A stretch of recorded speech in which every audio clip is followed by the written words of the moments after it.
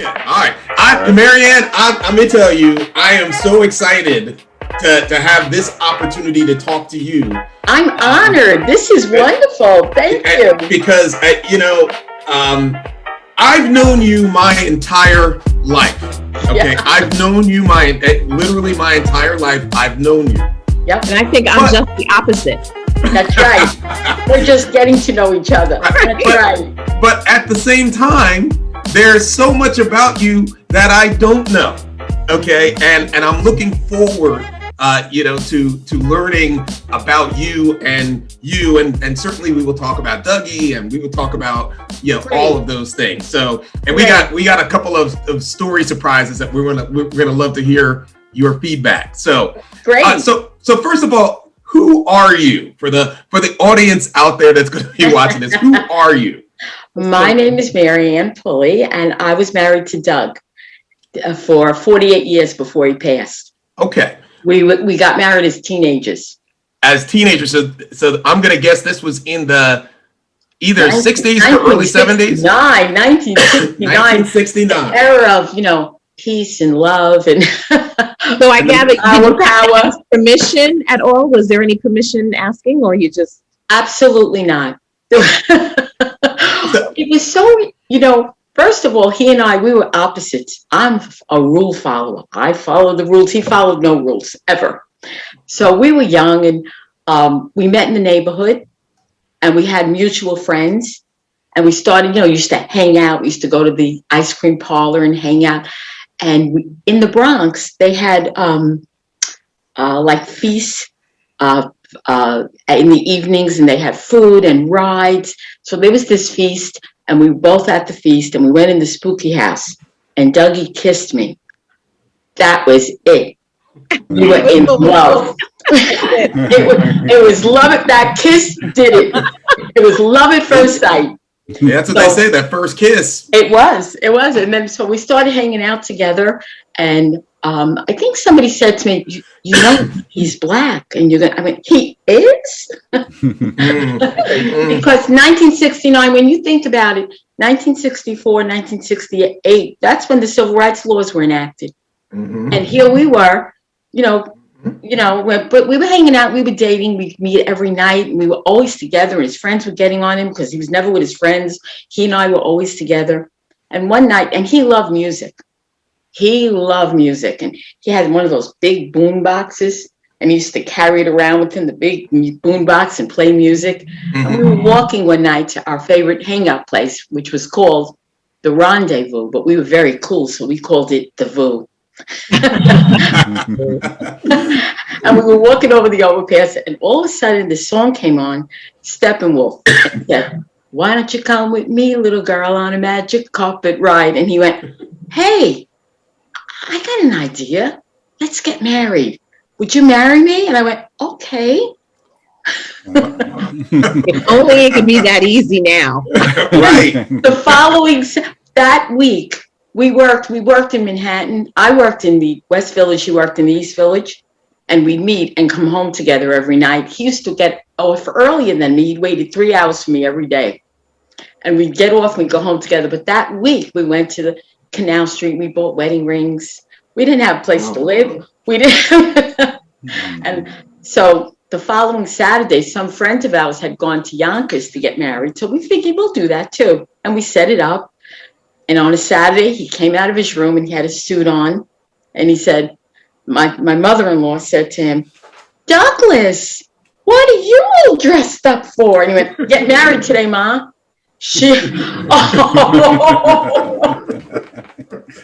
So we went up, the whole neighborhood came.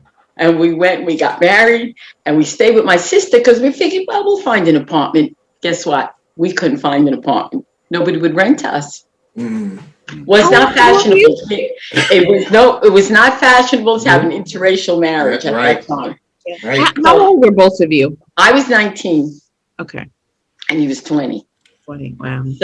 So, and I looked about 12. I had long blonde pigtails, flowers in my hair. So we got married, and then my father said to me, he knew we couldn't find a place to live. So my father called me up one morning and he said, come on, I'm going to take you. Me and you, we're going to go get you an apartment.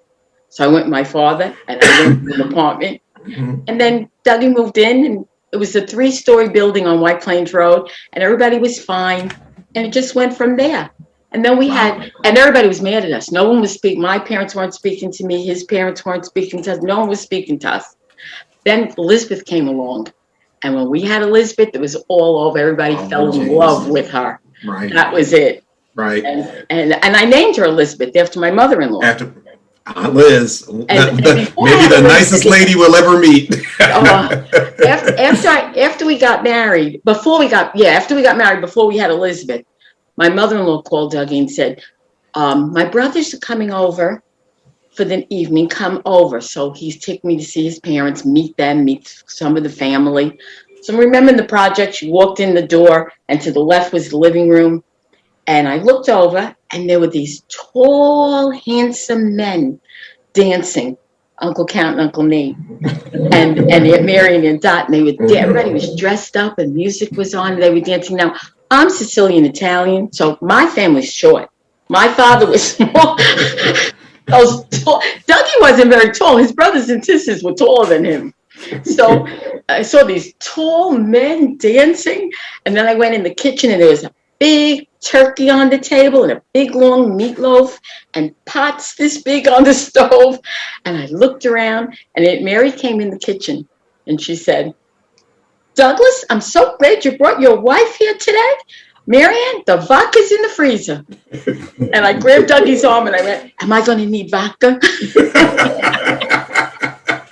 That's funny. Nah, they always have vodka. Nah, always have. Okay, let's go. Marianne, let's go back. When were you born and where were you born? I was born October 5th, 1951 in the Bronx. Okay, and who were your parents? My mom and dad were from Italy, and my grandparents were from Italy. I have a very big Italian family, all Sicilian, as they would say, 100%.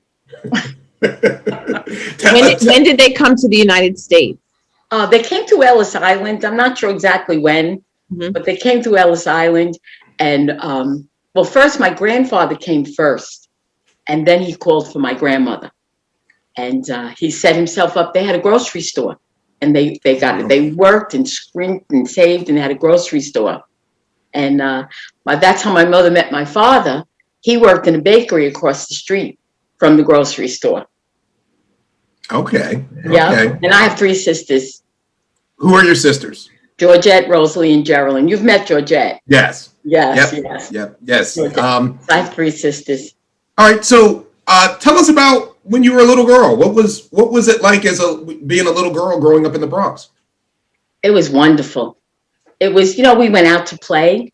No fear. You went out to play. You went, we walked to school. I went to school, and I loved school. And I went to Columbus High School. And I remember the principal calling me to his office, and he said, you're going to go to college, right? Because my grades were high. And I said, no, I think I'm going to work for a while. I'll go to college. He said, you'll never go to college. Then I met Dougie, and I got married, and I didn't go to college. But I became a civil servant. I worked in the Bronx at a psychiatric hospital.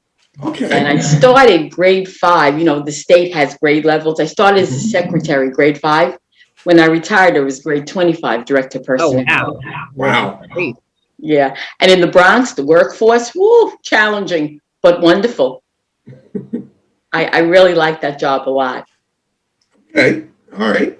So I have a question. When he proposed to you, was there any hesitation at all? Did you say, maybe I'm too young, or was it just kind of in your heart? No, no hesitation at all. Yeah. I never had a second thought about it. Never looked back. No. Wow. Imagine. And before he passed, we were watching TV. Before he passed, we were watching TV, and a commercial came on with interracial couple like it was nothing. And he went to me, we're finally in fashion. But, it's so interesting. You would think it was hard along the way. It wasn't. Okay, because I was going to say it was only, and I learned this from, well, I actually knew before the movie, but then I saw the movie Loving, with the interracial couple that when it was illegal for them to get married in the state of Virginia, right? And they ended up going to Washington D.C. to get married. That was in 1967. Yeah, that was the year I was born. Yeah. So, go ahead. I had a feeling that, I understand now why everybody was upset with us, because you want the best. You don't want your children having a hard time in life and all of that. But we just did what everybody else did. You go to work, you have a family. I always fashioned, if somebody didn't like it, we don't need them. He had a big family. I had a big family. We had everything we needed. And I never let anybody bother us. And I think I put it in perspective because even very young, Dougie was always sick. He had gotten kidney failure very, very young when the kids were very little. And that was always my focus. Like, what does it matter what anybody says or does? But we were always kind of like the exception. People liked us. People that may have been prejudiced always liked us. We were like the exception. I don't know. And I always taught the kids, you're great. Don't choose. You don't have to choose. Take the best of both. Take the best of both and really rise up and shine, and always complimenting them how well they can do. And they did. And be kind. That was the number one thing. Be kind. See, what you're saying is that what you all wanted was what everybody wanted. Okay, was to just be able to go to work, have a family, raise a family.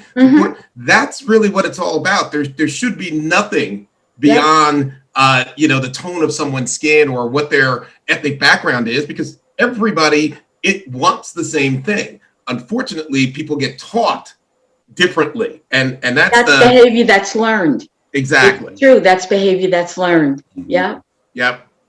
So, okay. So, 1969, there was something else that I am so proud when I talk about my cousins, Dougie and Mary Ann, that you all went someplace that most of us have only heard of, but you all actually went. Where is that? Woodstock. Oh, I feel like I was there though. Guess what? I didn't go. You didn't go? No, he went. I'll tell you what happened. We were all in his friend's house and they were packing sandwiches. And like I said, I'm opposite him. I went like this to myself. How am I going to get out of this? I didn't want to go. And I said to him, I can't go. My mother won't let me. And I don't want to get her upset. And he went, okay. And he went, wow. Was Aunt Allie and your mother, my mother-in-law, they were all mad at him for going to Woodstock. They were mad at him? Why? Oh, when he got home, Aunt Allie was at the house and she said, Douglas, you've been in that cow manure? You better get in that bathtub. But Dougie lived his life, his whole life, as if he was in Woodstock. Wow. He loved it. He absolutely loved it. So when it was the 50 years of the Woodstock anniversary recently, I said to Elizabeth, oh no, what am I going to do? I'm going to be so sad. Dad would have loved celebrating. She went, well, we'll have a party. We'll have a Woodstock party. And we did. We all got dressed up and we made mushroom pizzas and we played karaoke and we sang. Wow. Woodstock. I'm saying you didn't go. Oh, I didn't. I think I was the only person left in the neighborhood. Everybody else went. No. I tried to smoke cigarettes to impress him, couldn't do it. I tried this. I was like the total opposite of him.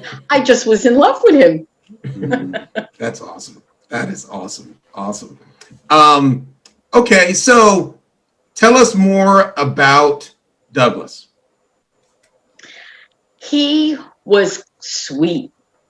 He was nice. Everybody loved him, and he was generous to a fault. Years ago, many years ago, Elizabeth was like maybe 3 months old, and we took the bus to go see somebody in the hospital. He gave the bus driver my last $5 as a tip. He would take the shirt off his back and give it to you if he could. He was a good guy. Okay. And he loved music. See now, wait a minute. Now this him being generous leads to a story that your sister shared with us about the time that Dougie got a paycheck and didn't bring it home. Yeah, because he bought toys for the whole neighborhood. Georgette here. I have a little story. You know, of course, Marion married Dougie many years ago. I'm 58. So I was 7 years old when they got married. So Dougie was more like a father/brother to me, but more like a father. So I have a great story. When I was a little girl, about 7, 8, I wanted the Barbie ski chalet. The Barbie ski chalet. So Dougie, being always so kind, he said, Georgette, I'm going to take you to the toy store and you're going to get the chalet. I was jumping up and down. So me and him went, you know. I was 8 years old. 7. I think I was 7. And I bought the ski chalet. But as I was noticing, Dougie was putting a bat in the cart. It was like a Toys R Us in the city. He was putting a ball. He put kites. He put baseball gloves. All kinds of things. Puzzles. All kinds of stuff. And I said to him, Doug, is that for me? As a little kid, you know. Said, no, you're going to get the ski chalet. That's not for you. This stuff's not for you. So we went home. We were in the car, and they lived in the projects, of course. And we were pulling up to where they lived in the project, and there was a bunch of little kids playing stickball, as we did in the Bronx, on the street. And he pulled up and he said, guys, come here. And all the little kids ran over and surrounded the car, and he started throwing out the bats, the ball, the kites, the toys, the puzzles, everything he threw out. And they were in shock. Thank you, mister. Thank you, mister. And they just took everything and, we love you, mister. We love you. And they just ran away with all the toys. So the funny thing is, we went home and Marion said, Doug, where's the paycheck? And he said, I'm sorry, I spent it all on toys. And she said, what? And he said, hey. And I remember as a little kid, now of course I understand, wow, instead of bills you're buying the toys. But as a little kid I remember saying, wow, my sister's a meanie and I love my brother-in-law. We're going to get to that. I love, yeah. But she taught me a lot because I only knew Italian cooking from my family. And the things that she would make was so different. I never even had mayonnaise till I met Dougie. My mother used olive oil for everything. So it was a whole different world for me. And she taught me so many Southern things to make, you know, so yeah. She had a good teacher. Yes. Her mother could throw down. Yes. Oh, I remember going to great grandma's. Yeah. We would go there on Sunday, and we had Elizabeth the baby. The first time I went there, it was warm out, and the whole family was there. People were outside, people were inside, and I remember seeing in the dining room the china closet, and instead of dishes, there was all pies in the china closet. That struck me. I'll never forget. Beautiful homemade pies. And in those days, they didn't use paper plates. The dishes were piled in the sink to the ceiling. And I remember saying to Dougie, take the baby, I'm going to go wash those dishes. And I did. I washed all the dishes. I did all. And when great grandma came in, she went, Douglas, look what your wife did. I love her.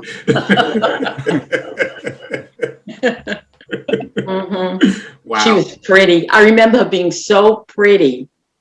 Yeah, she was a beautiful lady. She was. Loved her to death. Go ahead, Yvette. Go ahead. No, go ahead. Okay. Where did your love of cooking come from? My grandmother. When I was growing up, we lived in a 2-family house. My grandmother lived downstairs. We lived upstairs, and I was always downstairs with my grandmother. It was my job. she would make the raviolis, and it was my job to carry each ravioli to the windowsill and put it on what we called the moppina dish towel. And I would put the raviolis on the moppina and let them dry, and then bring them back at a certain time. I loved being with my grandmother, and I cooked with her all the time. Wow. And I just really love it. What's your favorite Italian dish to cook and to eat, if there are two different ones? I think just what we call Sunday sauce. On Sunday, we make meatballs, sausage, braciole, and we make some kind of pasta. And that's always my favorite. That's my go-to. Wow. Your grandmother was Sicilian, from Sicily. She came over from Sicily. Have you been to Sicily? No, but I went to Italy the year before. Last October, because I went to a wedding. My best friend's son was getting married in Italy. So I went to Italy. Oh, it was, because you read the history books and you see what there is in Italy. But when you're really there and looking at everything, completely different. You can't even describe it. Oh, it was great. It was, and it was familiar to me because the people were Italian. The menus were like, we eat first dish, second dish, because we always had first dish, second dish. So, and that's how the menus are set up in the restaurants. And it was just so familiar and comfortable and beautiful. I really enjoyed it. Yeah. And we all went, James and Elizabeth and Elizabeth's husband, we all went to Italy, and they stayed separate. I stayed with my best friend and her family. And then at the end, after the wedding, we came home. But Elizabeth and James and her family went to Sicily. Okay. I missed it. I'm going to go next time. Okay. If we ever travel again. Yeah, Sicily we will put the positive vibes out. I think so. Oh, I think so. I really do. Yes. I'm one of those ridiculously happy, positive people. I always see the bright side of things, ridiculously so. Right along with you. Even when all the clouds and the thunder and everybody's like, it's raining. I'm like, don't you see that sun? Yeah. There somewhere. My personality. It's better to be that way. Exactly. Yeah, Sicily, I got to go and visit Sicily when I was in Malta. And, just driving along the countryside and going up, and the way that the buildings were on the side of the mountain and the narrow roads, and then the food. Oh, I know. My mother would always talk about Modica. They were in Modica. My father was from Palermo in Sicily, but my mother was from Modica. And she would say, it's the most beautiful place in the world. And when Elizabeth went, she said, Ma, she's right. And what they did was they went into a deli, and she had my grandfather's picture, because in their deli in the Bronx. And she showed the man at the deli, and he saw the knife that my grandfather had. He went in the back and got the same knife. Wow. And then she started to say where she was from. And he called all the neighbors, and they set a table out on the street. And all the neighbors came to meet the Americans whose family was from Modica. Wow. Yeah. Wow. Yeah. It's there. I hopefully when things open up, you'll have an opportunity to go. I would like to go back. It was fabulous. Yeah. Beautiful place. Tell us about your children. They're the best. I know every mother must say that, but there's something about the two of them. They're very special. They're successful, but the most important thing that they are is they're wonderful. They're just wonderful kids, both of them. I'll give you a little recent example. When I was in the hospital in the summertime, when I came home, I had to come home with a PICC line and get an IV administered at home. So James knew that Elizabeth was nervous about it. Every morning, he lives in Westchester, an hour and a half from me. Every morning, he'd be at my house at 7:00 to help her administer my medicine for weeks. And they're just good. They're just good and funny, very humorous and wonderful to be around. Both named after their grandparents. Yep. We named them James and Elizabeth. Imagine that. Elizabeth, yeah. And Elizabeth, her middle name is my mother's name, Carmela. Elizabeth Carmela. And I guess the differences, the cultures, they're different, but they're really the same.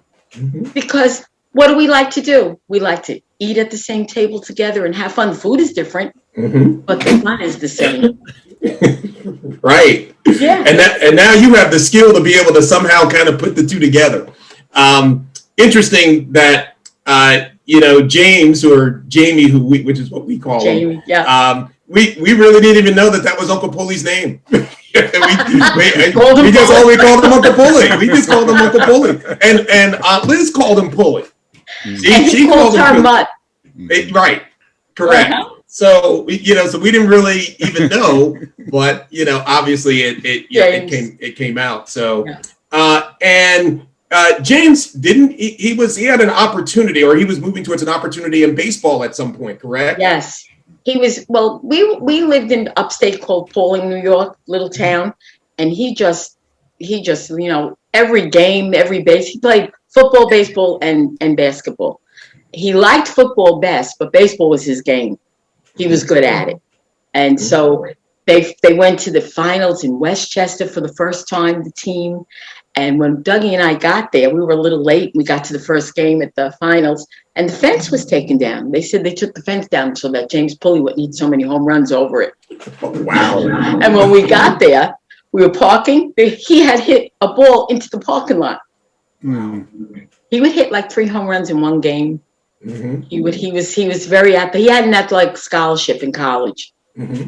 But at some point, he said the scouts were looking at him. He you know what he didn't like? He didn't like the dog-eat-dog situation about it. He didn't like it. He couldn't do it. He didn't like it. He just wanted to play and have fun. He didn't want to do that for a career. So he went into psychology. He has his degree in psychology.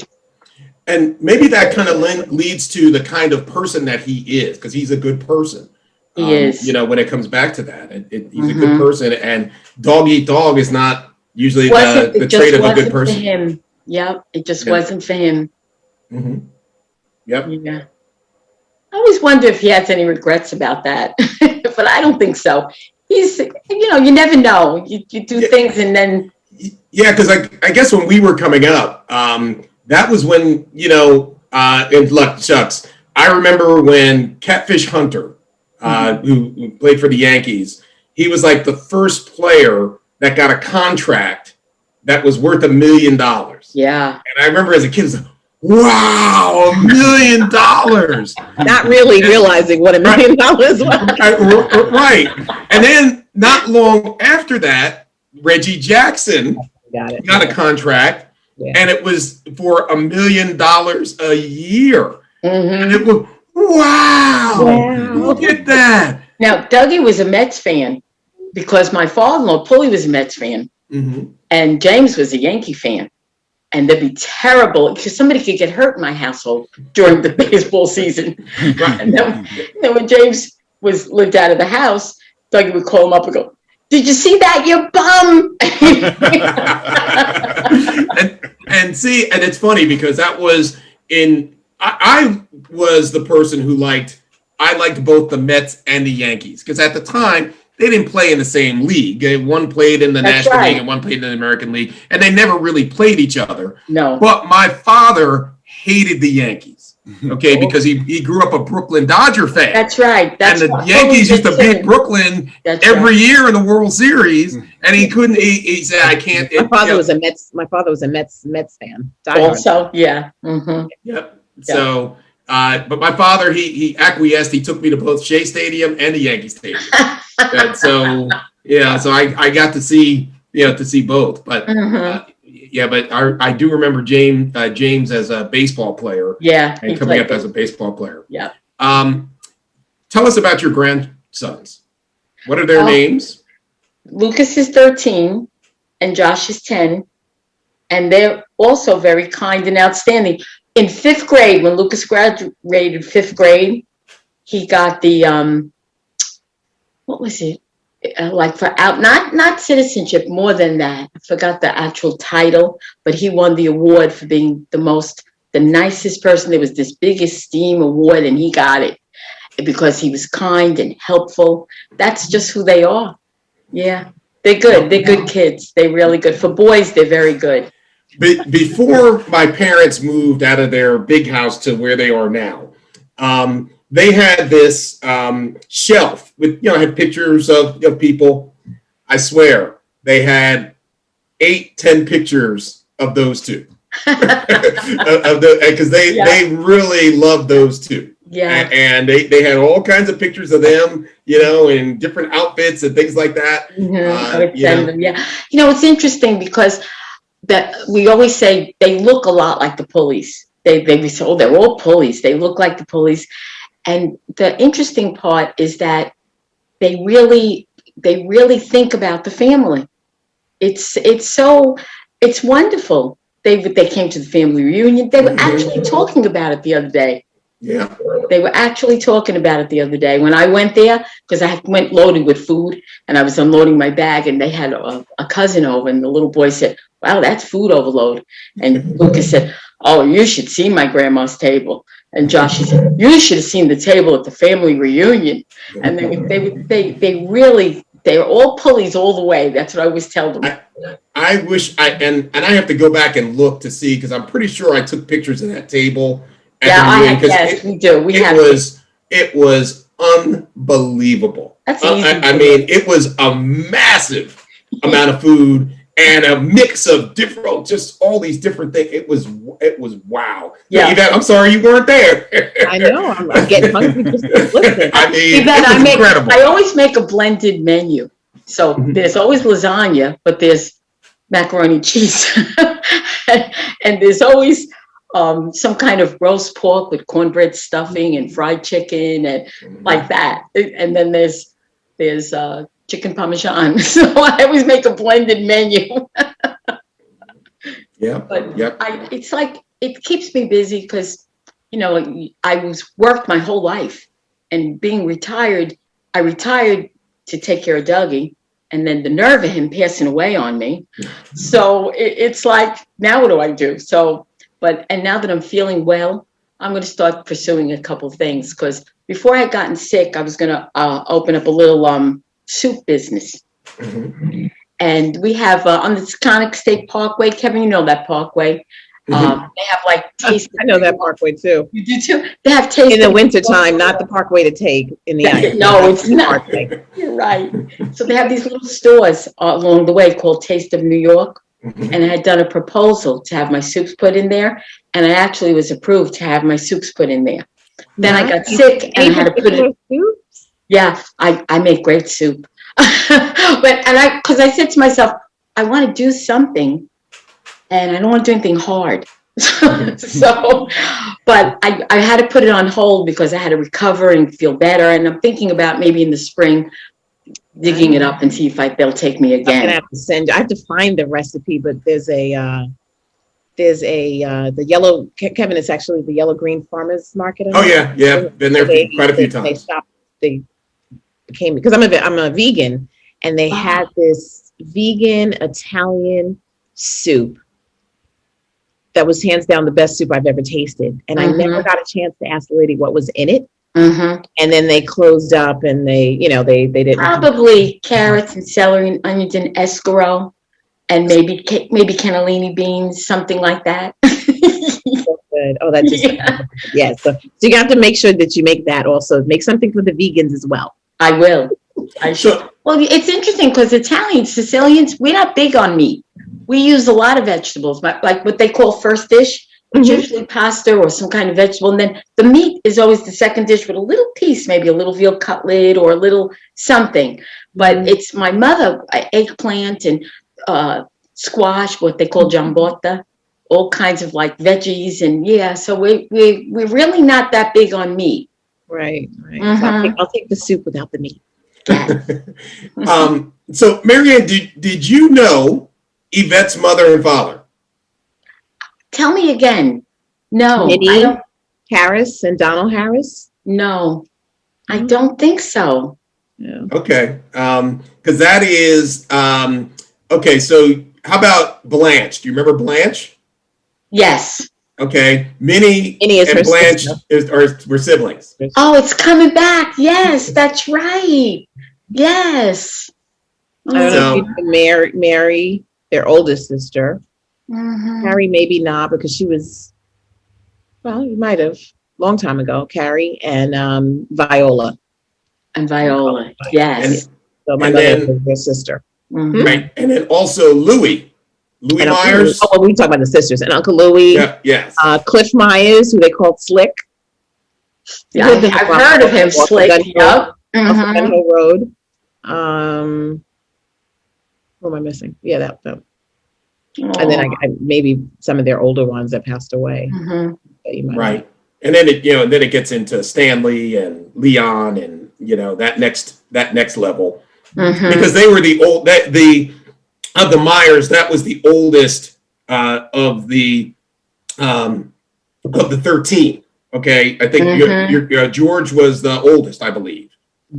Daddy sent me a list of all their birth dates and everything. So, but that's why there's Stanley, and all of them were older than us, and we didn't really, I think everybody looked at them as like being first cousins when they weren't. They were at the next level. So, so that was certainly something that was different. But it just goes to show our family is so big and so diverse. It's easy to get lost in the mix, with all the people, because how many? I think 4 had 9 children. Okay, and then some had 6 and 5, and I mean, it was just a lot. So I can understand not knowing who everybody is, and then once you're in the city, that's a whole other. I'm recognizing a lot of names. I see Stanley on Facebook. He looks like Ronnie. Ronnie looks like him. The pictures of him. And so it's coming back. Yes. We're so lucky to have such a big, wonderful family, isn't it?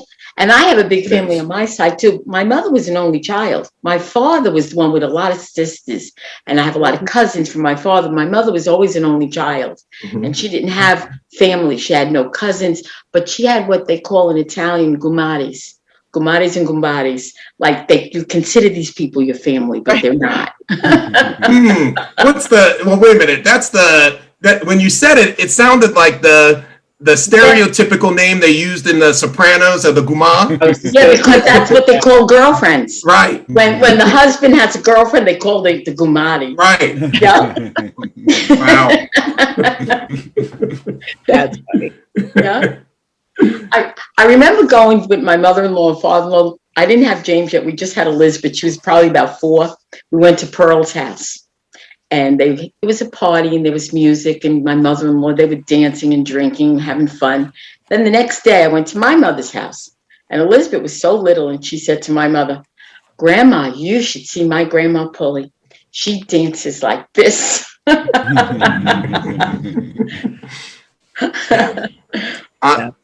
Aunt Liz and Uncle Pulley, just again, and I think we've said this before, they were so opposite, of each other, yet they had such love for each other.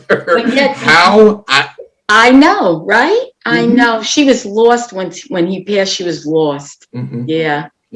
But to have such a great family, we're very fortunate. Yes. I know we talked about that a couple of weeks ago. Just that, I guess for me growing up, I always thought that everyone's family, like everybody had family like ours, and no matter if people were going through something, tragic or challenging, one thing that was never lacking was the love that we had. It was love. Even if you were mad, you still loved that person. You know what I mean? And I always grew up thinking that everybody's family was like that. And then learning as I got older that wasn't the case. So And even now, when we're doing these kinds of things via Zoom and the websites and YouTube, I'm finding as I tell friends and coworkers that they are kind of like, really? There's a little bit of jealousy because I see every week. This is the end of Black History Month, and a couple of years ago, you probably know this. Lucas had to entered a contest and had to write about somebody famous in Black History Month. And he wrote about Uncle Nate. Yeah. And he did a beautiful drawing of him. Lucas is very artistic. And he wrote about the Harlem Hellfighters. And he put the flag in his lapel. And he named it a living legend. And he wrote about him, and at the end, the last sentence was my favorite. He wrote all about what he was, and then he wrote, and he's my great uncle. And he won second place in New York City. Wow. And he was annoyed because Martin Luther King won first. I said, well, Lucas, Martin Luther King is always going to win. And I went to the ceremony, and they had like beautiful posters and all kinds of submissions, but he actually won second place. It was beautiful. Wow. Yeah. Martin Luther King beat him out. He went, I can't believe it, Martin Luther. I said, Lucas, he will always be first. Nate could be second to Martin Luther King. Well, I hope that one day they and I'm sure they will. They'll get an opportunity to go to Arlington to see their their gravesite. We were going to go, and then the COVID hit, and we couldn't go. We were all going to go. We had it all planned. As a matter of fact, I have an SUV that seats 7 people comfortably because I got a back seat, and we were planning to go with the kids and everything, and then we missed it. Yeah, it was one of those, because that was right at the beginning when things were starting to close down, and I think that was like one of the last big things that I did. Yeah. That's the last time I got on that was the last time I got on a plane. Although, wait a minute, that was in October. Actually, no, the funeral was back in March. March of last year. The burial was in October, so we were already in it. That's right, we were already in it. Yeah, and I know that it was a kind of a touchy thing. They were actually limiting the amount of people. They were actually limiting. So correct. But we will do that one day. They would love it. They would. Yeah. And now we found out we have another cousin who's buried there. And yes, Archie. And Archie's son, Ruben, he's been joining the Friday night calls. He lives in. Nice. We just recently we only recently met him maybe a couple of months ago. Oh, how nice. Yeah, that he was revealed, and he and his brother, and they live in Baltimore. And he shared with us a little bit more about his father, and because he was trying to get more of a connection to the family. He didn't really know. Right. Keep it into that family. Keep it into that. Right. Correct. It's funny, sometimes when I go, when I'm in New York or if I, somewhere, and I go in a supermarket or I go in a store, and, you just see somebody that kind of resembles our family, and you just and I always go up and just ask, is your last name? Yep. So let me see. What was your feeling? And this will just kind of give us a little bit of the time. What was your feeling politically about this last administration? Oh, please! I don't think I could say it over the Zoom. It was heartbreaking. It was heartbreaking. It was awful. It was just awful. Like, it was horrible. Yeah. So, okay. And I knew. I suspected that Joe Biden was the one that would be the best candidate to beat him, because he didn't want Joe Biden to run. And I knew that he thought that Joe Biden was the one that was going to beat him, and he was. He's the best candidate. It was wonderful. Oh, the things that occurred over the last 4 years were horrible. That former president, vulgar and cruel. That's just the way I could just think of him when I think about him. Disgusting. But think about this. We if you remember when, and what was interesting was Helen shared with us, Helen Neal shared with us that the Trumps were involved with our family back as early as the 70s. Okay, really? with the limousine service and and things like that there was some involvement. But I remember when he first kind of came to fame with real estate, it was like either the late 70s, early 80s. Yeah. Right? And if you remember, he was king of the world at that point. And everybody, I don't think there was anybody. His name was everywhere. Against him. His name was everywhere. Exactly. Shuttle. I used to take that. Remember, they used to have the discount for college students. Where? Remember People's Express and Trump Shuttle? The shuttle? I do. And they had a college student express. I mean, a discount. for that and People's. I don't know if you remember People's Express. I do remember People's Express. Airline, it was a small airline. Right, yeah. right. It was it was a no frills. It was definitely. That's correct. I don't even He should have stayed doing that. Too bad he went into politics because politics wasn't for him. He wasn't a civil servant. Government is very complicated and very interesting, and you have to be the right person to work in government. Yeah, that's you not really him. do, and it wasn't for him. I mean, I don't know what he is. Horrible man. Oof. And I see that his casino was imploded a few days ago. Down in Atlantic City. Yeah. I think he brought out the worst. I mean, there's good and bad everywhere, and we have better angels and bad angels, and he brought out the worst in this country. I feel like we took so many steps backwards. Forget about domestically and then internationally. And I don't know. I think Putin's got something on him. For sure.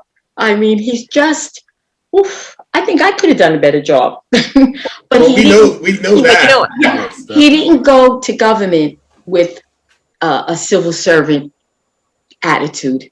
But that's not him. I mean, it's not him. That wasn't him. No.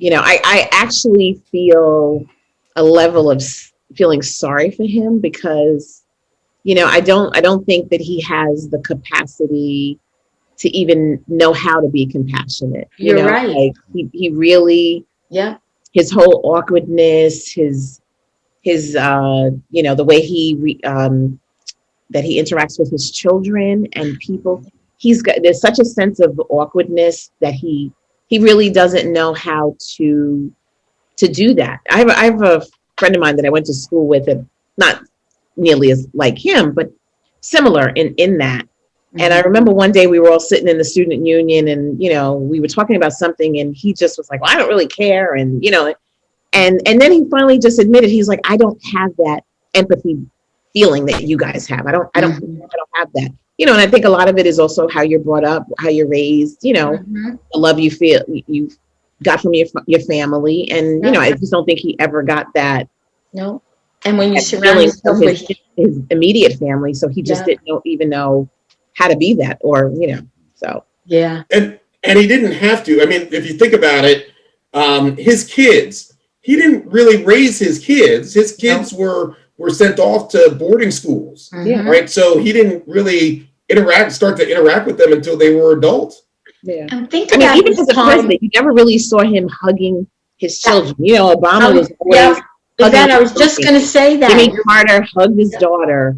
The Reagan, like every family, and you never saw that interaction. His children, his grandchildren. He didn't have. Or even his son Barron. It was really more like, not a loving, doting father. There was no fun in that White House. They never had a concert. They never had any fun. It was terrible. Yeah. I always feel sorry for people like that because it's a sad way to live life, I think. Mm-hmm. So. Yeah, but if you figure you can, at a certain point you can change if you decide to change, but he just never wanted to change. I think but you can want to change and not really know how to feel it. You either feel it or you don't. You know what I mean? I'm not saying that you can't grow to learn how to be empathetic, and you can do that. But if you don't have it in you, sometimes maybe it's hard to pretend, or maybe he just didn't. Maybe people like him don't know how. But you know what? I used to think, well, he, wasn't raised right. But I really do think something's wrong with him. I really do, because, I mean, when you think about it, there was a scientist that said from November 3rd, from the day he lost that election to the day he boarded that plane to Mar-a-Lago, you know how many people got sick and died? He was MIA. He stopped being the president. He did not send the vaccine out anymore. He didn't have any on hand. Right. What he did during that period of time, that's cruel. It was. Yeah. That's cruel. He did nothing. He just didn't do his job and didn't know how to do it and didn't want to. And didn't care. And didn't care. That's the part that troubles me. That's the part that I think something's really wrong with him, because he just doesn't care. I mean, he really has blood on his hands. Because the crazy thing is people still want him to run in 4 years. I'll tell you what I think. What do you say about those people? I know what that's. I know. I tell you where it stems from. they're afraid. It stems from racism. They're afraid. Well, we know that. That's where it comes from, really. And it's not their fault. A lot of people they not comfortable with, and they know that the majority of people are going to be Black and brown and Asian and different cultures, and the white people are going to be in the minority, and they're not going to let that happen.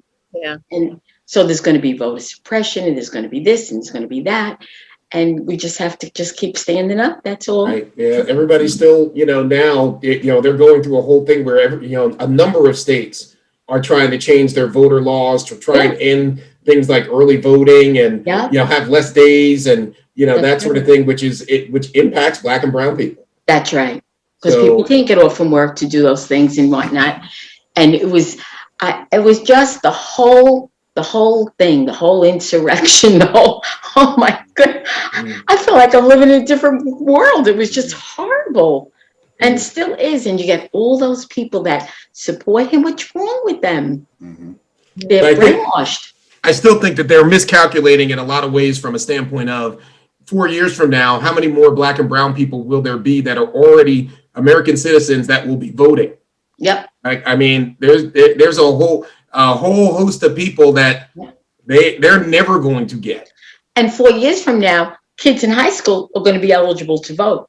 And Derek, young people, they don't even understand that. That bias. Right, because their friends are so diverse, so all different types. And he's going to be how old in 4 years? How old is he now? He's 71. Who? 70. 45. I want to say 74. 74. So in 4 years, he'll be 78. Yeah. 78. Yep. But he's still trying to do it. But it's horrible. And then they just agree with him. It's just ridiculous. It's awful. When you look at the caliber of people that are agreeing with him. I'm still trying to figure out how. Tell me what you like. What do you like about the Bronx? Like, what's a favorite? Well, I worked in the Bronx. I retired from the Bronx. I worked at the psychiatric hospital there. I was the director of personnel. So I like the shopping, the food shopping. I like going to the vegetable market and then the butcher because they still have all that. And I like that. And I like the workforce in the Bronx. They were great. I was in the minority in the Bronx. The hospital, the psychiatric hospital, they cared for psychiatric patients who, with an emphasis Spanish. So if you were Spanish language and needed inpatient care, you went to the Bronx. So they triaged it. So I had a lot of Spanish staff and a lot of Spanish patients, and it was quite an interesting job. And like every day I hired and fired people, and if I fired you, you had about 1,000 chances because I was like a bleeding heart. I give another chance. Just one more chance. That's it. And then it was interesting because there was 1,000 staff. It was a very big place when I was working there. Very big place, and that outpatient centers and all kinds of things, transitional living residences and the inpatient setting. So it was great, but the labor relations was very, very interesting. The union president, big tall guy, long dreadlocks like this. He said he was challenging me because I think somebody didn't come to work forever, and he was on a 6 notice of discipline for time and attendance, and he said, we're going to go to Brooklyn. We're going to have the umpire decide this. I said, okay.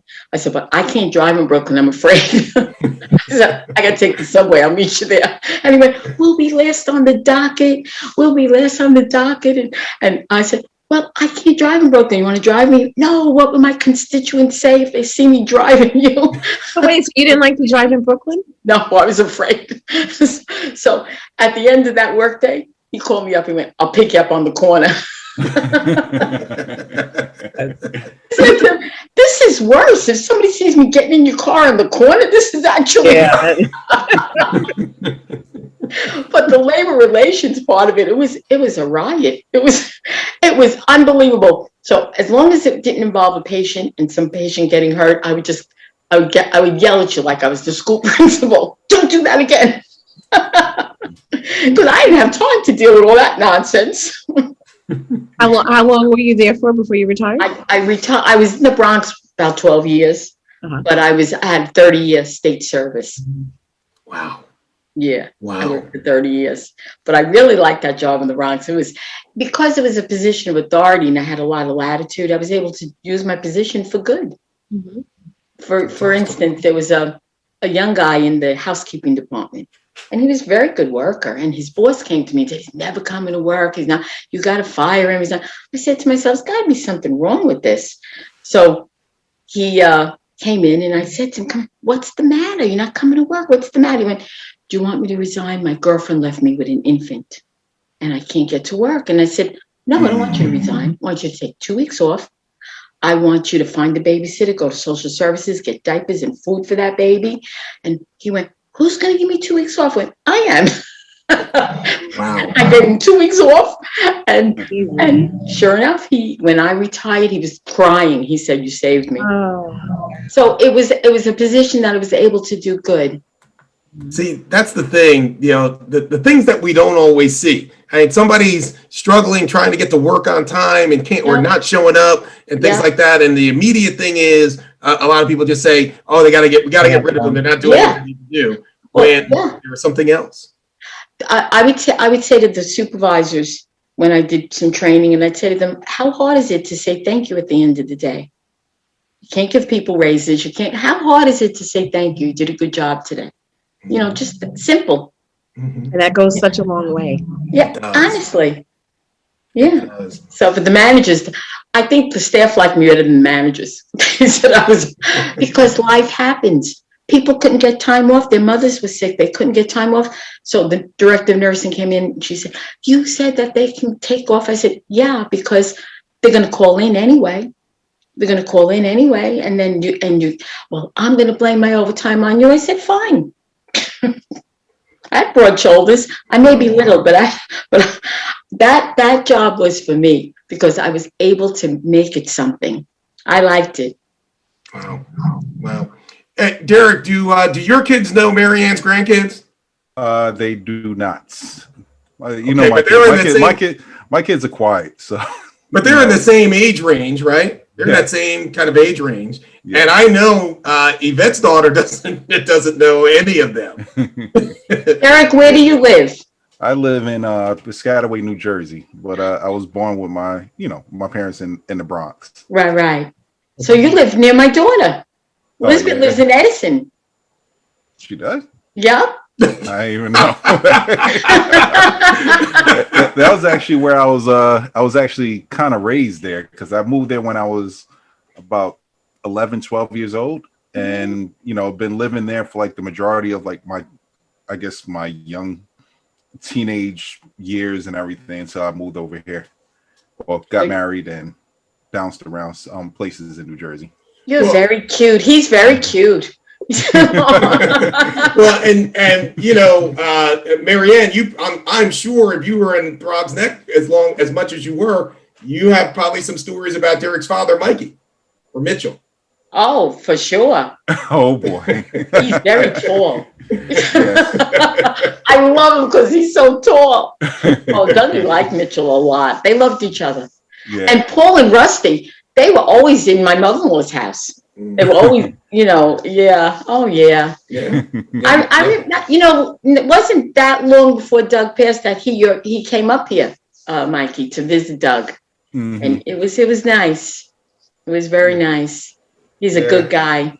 Yep. Yeah. My father. And Lorraine was very close to Jennifer. Yes. Yeah. Yep. Basically like sisters. They were very close. Every time I go over to the house, you see her on the phone, you talking to Lorraine, right? Yeah. So it was cool, and Well, you know what, young man, you don't live that far from me. You're gonna have to come up this summer. Oh, definitely. Things will be better in the summer for sure with the COVID, for sure. Yes. And we'll be outside, so you'll have to come. Yes, I can't wait.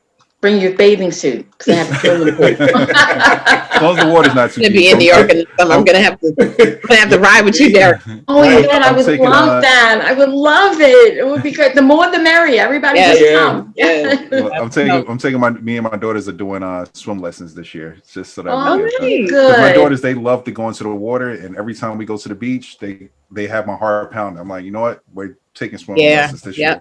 Yes. Gotta teach them. That's right. Well, I have this gigantic in-ground swimming pool, and I don't swim. Doug used to say I was the little dipper. I would dip.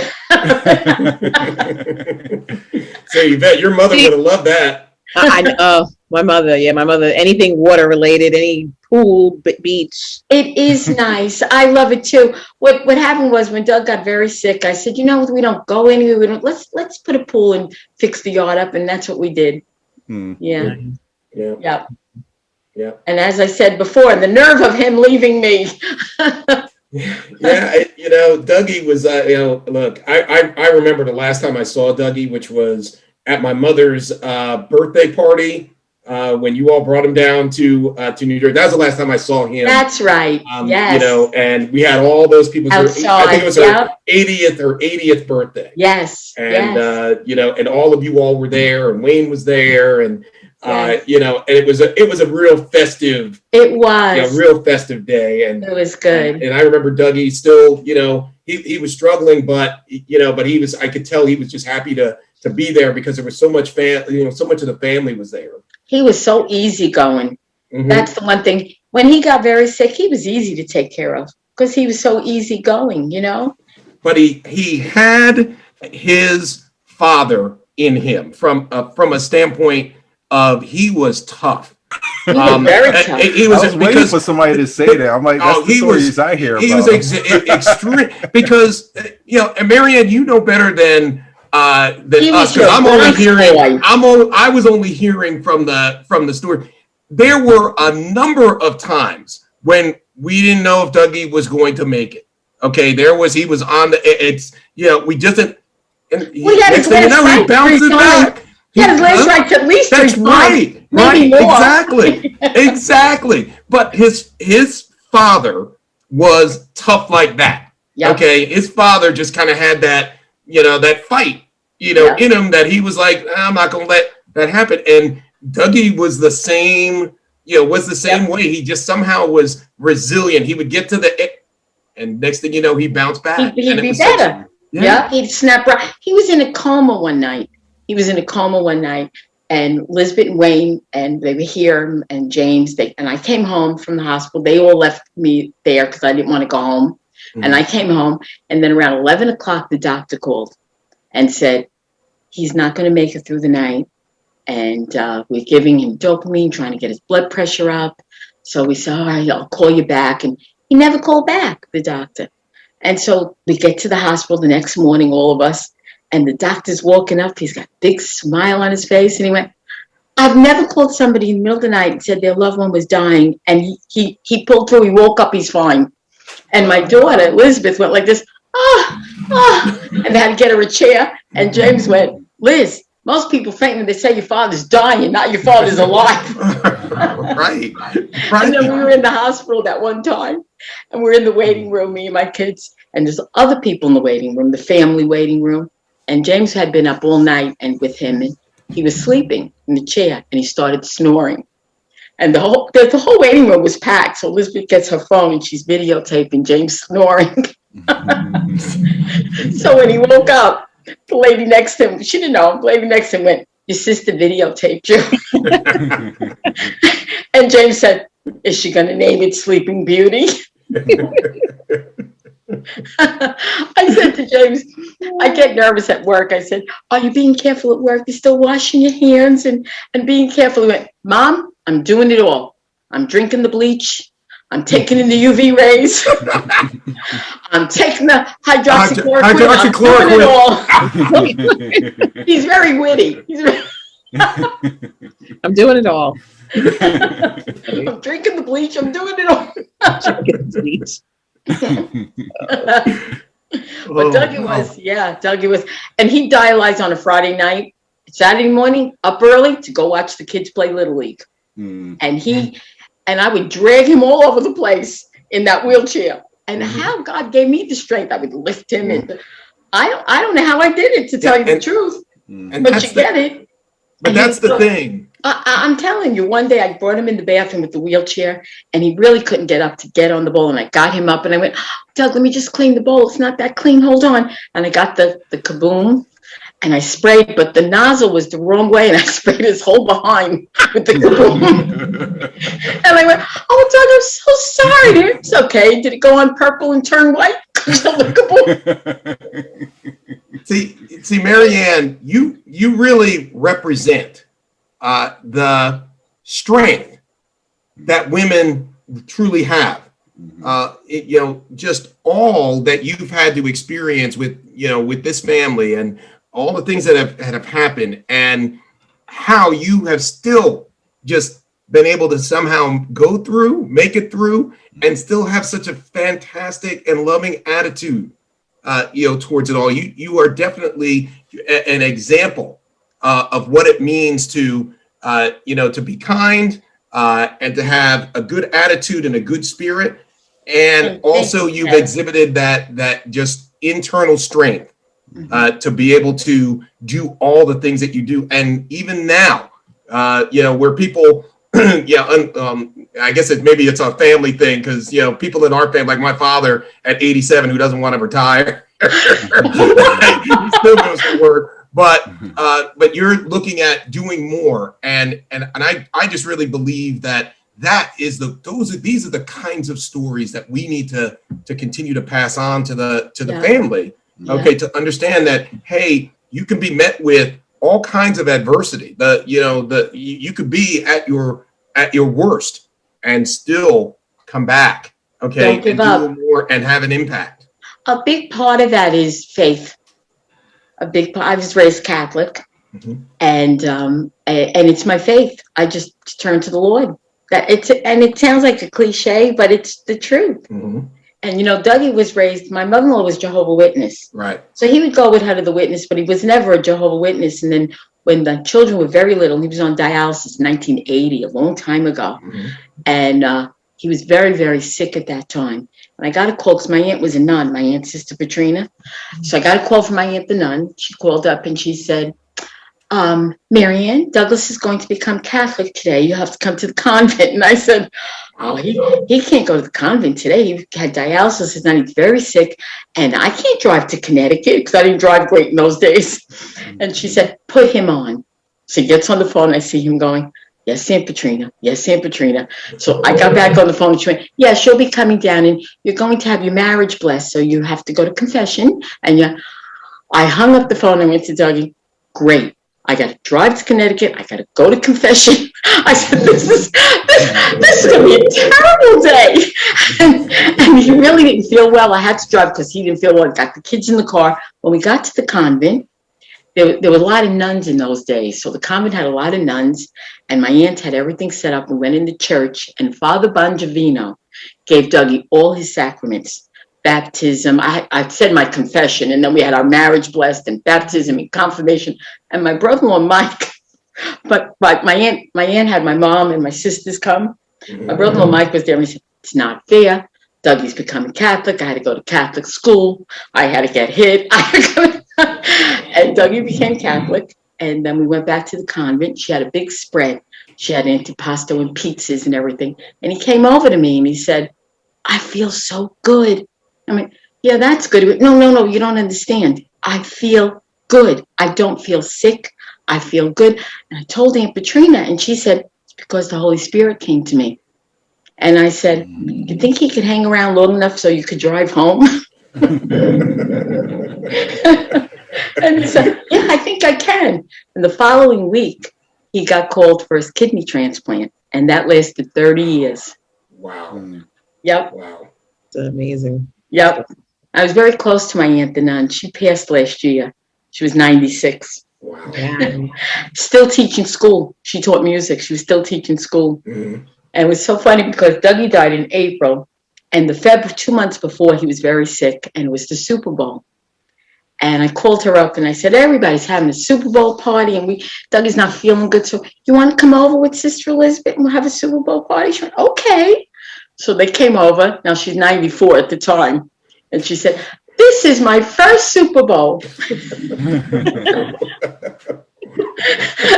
And they were having drinks and the wings. And she said to the other nun, "Sister Elizabeth, Dougie said we have to stay up for the halftime because it's going to be an extravaganza." And they stayed up and they watched the whole game with him. Oh, wow. And then when Dougie passed away, April 9th, 2 months later, I called her up and I said, this is terrible. Who's taking care of him? He's not with me. I just don't. And if she could have reached to the telephone line and smacked me, I think she would have. She said, Marianne, it's Palm Sunday. The gates of heaven are open. Poof, he went straight up. I went, oh, okay. Because Catholics believe on Palm Sunday, the gates of heaven are open. Mm-hmm. And he had gotten into a coma that Wednesday, and he didn't pass till Sunday. And I believe he waited for Palm Sunday. Wow. Yeah. Wow. When you went to Italy, did you go to the Vatican? Yes. Oh, it was great. Mm-hmm. It was beautiful. And the shutters were open. That means the Pope was there. Right. Yeah. Yeah. Yeah. And, what is it? St. Peter Basilicus, the way that looks, and, the way that the sun would shine in there. I mean. It was beautiful. Yeah. Mm-hmm. Yeah. And then walking through the halls and all the things on the all the paintings on the ceilings, and it was just too much to take in. Yeah. It was just so much, and it was crowded. Oh yeah, yeah. It was so crowded. It was, and walking. Yeah. Yep. I think I bought whatever the fast pass was, so I could kind of skip the line, because it was I only had but so much time there. We did that too. Right. Yep. So yes. And then going in the side, and then going when they wind you through to get to the Sistine Chapel, and and seeing everything that's in there. The Michelangelo. I mean, unbelievable, right? I felt like, gee, maybe I should be Catholic. But it was. I mean, it was an amazing. Thing. And I still, to this day, I go back and still look at those pictures. It was beautiful. It was nice. And did you go to the Trevi Fountain? Yes. Oh, that was so nice. Yes. And, and all the crowds there, and everybody tossing the coins in over their shoulders. And, how about the Spanish Steps? Did you go to the Spanish Steps? Okay. That's not too far from Trevi Fountain, but the Spanish Steps was another place that was just, pretty amazing. Yeah. Coliseum. Except nice. My Coliseum story is I didn't get to go in. Oh, why? Because it rained. Oh. And I had, my plan was, this was on a weekend when, what was that hurricane that we had a couple of years back, Yvette? There was the one that closed, everything was closed for like a week. No. After that? Well, over the last couple of years ago, like it may have been Maria. No, Sandy was. That was further down. Maria, but it would have been like 2018. Yeah, like 2018. Was it Maria? It might have been Maria. Okay, it might have been Maria, because everything, I couldn't get back. I couldn't fly back because Fort Lauderdale's airport was closed. Obviously, Miami was closed, so I had to go to New Jersey. But what happened was I had to change my flight. And I had to push it out a day. But I was in Rome at the time. So I had an extra day in Rome. Well, there were two things I wanted to do. One was to go to the Colosseum, and another was to go to Pompeii. They had a tour to Pompeii and Naples. Yes. Now, the problem was, and I only had Saturday, Sunday, and I was leaving on Monday. The problem was that the tour to Pompeii and Naples they did not have one on Sunday. Right, so I had to go that one on Saturday. Okay. So I said, okay, well, I'll do that on Saturday, and I'll go to the Coliseum on Sunday. Yeah. Well, on Sunday it rained, and they closed the Coliseum. They weren't letting anybody go in. So I had gotten there, and then they said it was closed, and So that's when I basically walked from where the Coliseum is. I went to the train station, and then something happened to the train. The train stopped, so I walked from all the way. It was a long way from there all the way back to the Vatican. Oh, that is a long way. And I was going through all of these little alleyways, and I was seeing all of these things that I would have never seen. All those cobblestone roads. The train. That's correct. Yeah. And and it was just, and I was taking pictures. It was fascinating. It was fascinating. Yeah. I have a cousin who lives in Italy. He teaches at La Scala. He teaches opera at La Scala. My first cousin, Bob. Oh, wow. Yeah. Okay. Yep. Are you watching the show they have on CNN with Stanley Tucci? Yes, I am. Okay. It was good, wasn't it? Yeah. Food. It's all about food. So Exactly. I've seen one episode and I was like, I just was picturing, because I ate almost every meal at this small little restaurant right near the Vatican. Yeah. And I had a different dish every day. Yeah. And even when I finished that walk, I walked all. That was the first place I got to when I got back towards the Vatican, so I could go back to that restaurant. Did you have a lot of gelato? Oh, I did. Oh, they have the best gelato. I never. Did. Oh, yeah. And I had a lot of the tarts. Yes. Mm-hmm. Oh. Yep. I couldn't pass a bakery without going and getting. The breakfast is so interesting there. It's prosciutto, mozzarella. It's so, and that's how I was raised like that. That's how we ate. My father, you know what my father did for a living? He baked Italian bread. Italian bread baker. And I remember the first time Dougie was in the hospital, I was expecting James. And I stayed at my mother's. And every morning he'd come home, we worked the night shift. And every morning he'd come home with a big bag of bread. And the bag was still hot with the bread. I said to my mother after a month, I got to get out of here. I'm eating too much bread. Carbs. Everything my father made tasted like bread. Pancakes, whatever he made, we used to tell him, everything he made tastes like bread. But that was his living. He baked bread for his living. Wow. Yep. Wow. Yep. A lot of carbs, a lot of cheese, a lot of good stuff. Yeah. I also had good gelato in Malta. And Malta is not far from Sicily. It's an island in the middle of the Mediterranean. So so there's a lot of that influence that was there. So it's beautiful there. It's just beautiful. I really enjoyed it. I like I said, I didn't expect to feel so familiar. I didn't feel like I was in a foreign country and I was far away. Mm-hmm. It reminded me of my family. It was the way they eat, the way their food was, the way they speak, and they were very nice. It was very good. Mm-hmm. I liked it a lot. Wow, that's awesome. Yeah. Garrett, I was never a traveler. Dougie was always sick and we always worked. I never really traveled, but I went a couple places since he passed and I like it. Mm-hmm. So hopefully I'll get back on. I went to Texas, but I didn't get to see our relatives in Texas. I went for like a long weekend with one of the nuns. Her family lives in Texas. Okay. So I went with her. And then I went to Florida to a wedding, all in the same time period. And then the COVID hit. Okay. Yeah. Okay. What part of Florida did you go to? Miami. Oh, you were here. I went to Miami. You didn't call us. I was there for a weekend. It was nice and hot. Oh, you came in the summer? I came in. Well, it was October, but it was still hot. It was so nice. It's our fall summer. Yeah. Oh, I can't imagine. Summer. So that's still October here is still. But summer. October used to be when I first moved here. It would be hot, but the humidity by then would have been gone. Right. Now the humidity lasts forever.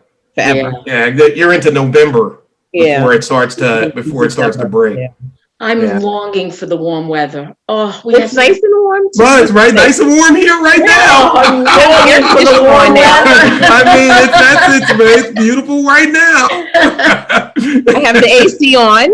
Oh, we have the heat on. I got my fireplace going. It's so cold here. Yeah, now they're like Yvette said, it's spring break, so people are at the beach.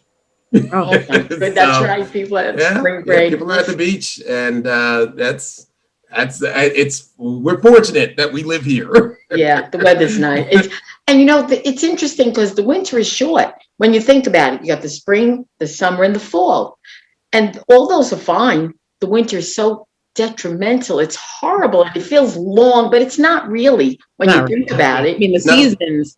But I think years ago we had really had seasons, right? You knew that Easter Sunday, right, you break out your spring gear, and you knew that Labor Day, you're gonna have two weeks of Indian summer. It was gonna get a little chilly, and then you were in winter. And now you white Tuesday for Labor Day. Yeah, you could have a warm day in December, which was unheard of, right, back in the day. Yeah, So this climate. Well, we're sending you a lot of warmth and love. Yes. That we are. That we are. Well, this was and we will be in your pool. Yes, we're coming. So. I really hope so. We're definitely coming. I got a big Coming to your house. pool. Stay over. I really hope so. I love company. So, but this has been a really great conversation. We want to say thank you for Thank you very much. for taking the time, because I learned a lot. See, there's so many more things now that I've learned about you. Okay, that I didn't know, even though I've known you my entire life. Thank you for inviting me. I feel very honored. Thank you so much, and I know Dougie would be so happy. And we are very happy that you've been able to join us here. We certainly want to make sure that you, if you ever want to come on Friday night, come on Friday night. I know. You know what my problem is? I go to bed early because I get up early. At my clock, I still get up as if I go to work. I used to be at my desk at 7:30, and I still get up super early. Someday I'm going to try and change that. I'm not sure how. No matter what time I go to bed, so I never can make it on Friday night, but I'll try. Well, on Friday, just so you know, on Friday it starts at 7. Yeah, that's early enough. Right, it's right, and nobody, you don't have to stay. Yeah, there's people that come on We have late. people that come on early, and people that come on early. I'll be one of the early birds. And then there's people that come on late and and stay late. So so it's an in and out kind of a thing. But but early, you can always come on at 7. And I will. I'll try. At 7, and we, and again, it's a great time. Pat is always there at 7. She's a doll. Oh, I just want to say thank you to all three of you. You're so gracious. It's been just wonderful. Thank you so much. It's been awesome learning. It's been awesome. I really enjoyed myself. Yes, and I'm going to be on you about that soup. Yes, I'll make. Yes, I've been writing a cookbook forever, and one day I'll finish it. I've named it Italian Soul. Oh, nice. Wow. Sicilian soul, the Sicilian part of the soul. Yeah. And I've written a lot about my mother-in-law. The picture is my mother and my mother-in-law on the cover. Nice. And I have my mother's handwritten recipes that I've updated, and they're going to be in the book. Oh, and so I've been writing my cookbook, and it's been keeping me busy. It's good. Okay, so, you got another client. I know, right? You know what? I never thought to actually do actual vegan recipes. Yeah, I will do that. I can sample anything and taste it. So okay, you're like, oh, that was horrible. Can I get another one? So, but keep us up when the Taste of New York, if you're able to do that. I will. If I get that going, I sure will. Yeah. Okay. Thank you so much. All right. Thank you. Thank you. We love you. Yep. Bye.